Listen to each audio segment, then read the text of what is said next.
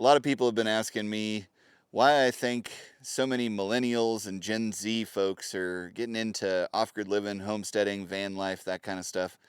So let's talk about it. You ever been in a relationship with a liar? I mean, like a dyed-in-the-wool, lies about stupid things, habitual liar. I mean, the ones that can't even help themselves. The relationship goes a little something like this. They tell you a lie, you question the lie. They tell you another lie to cover that lie up. You question it, and when it becomes abundantly clear that they can no longer lie to you, they attack you or your character to anyone who will listen. That also describes the relationship between our society as a whole and the younger generation. The older generations basically destroyed the economy, strip mined all of the future wealth and opportunity, as well as, and most importantly, hope, through their voting practices both politically and with their wallets through investments and what they valued. They also gave away a ton of their personal liberties in exchange for convenience and security right now, not even taking into consideration what that was going to mean for future generations. All the while, they told the younger generation all they had to do was get good grades, go to college, get a good job,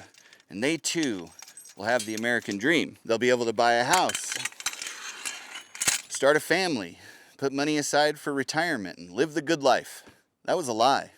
When the younger generation, with almost infinite information at their fingertips to look up facts, started to question it, and it became clear to society that they could no longer perpetuate that lie, society went on the attack. They called them lazy, and they said that it was because they bought avocado toast and lattes every day that they were never going to have anything in the future. And then one day, they were on the internet and they came across a tutorial for how to grow avocados, how to make your own sourdough bread, how to steam milk. And they realized they could make their own avocado toast and they could make their own lattes. And they didn't have to work all day and night just to make enough money to afford to keep a roof over their head and still afford to pay for a couple of the things that they felt made life worth it. So they started looking for a different path forward. They found and followed people like my friend the Greenwich Homestead, who teaches you how to grow all your own food without having to buy a bunch of that chemically tainted stuff you get at the store. They found and followed people like my friends at B&R Homestead, who teach you how to raise chickens and bake your own sourdough bread. And they found and followed people like me, who teach you how to acquire land for a fraction of the cost that it takes to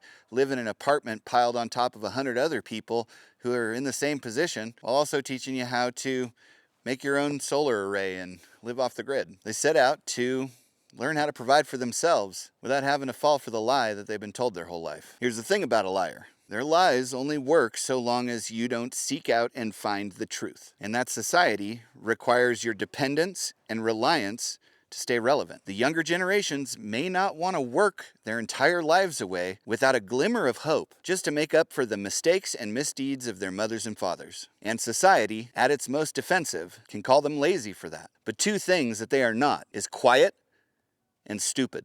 In the last couple of years, they started hearing that they didn't have to be reliant or dependent either, and that got their attention. So I think that is why they look to creators in the off-grid living and homesteading world and ask how. And I, for one, I'm going to do everything I can to answer that question. And honestly, I can't wait to see what they do with everything else that they find out.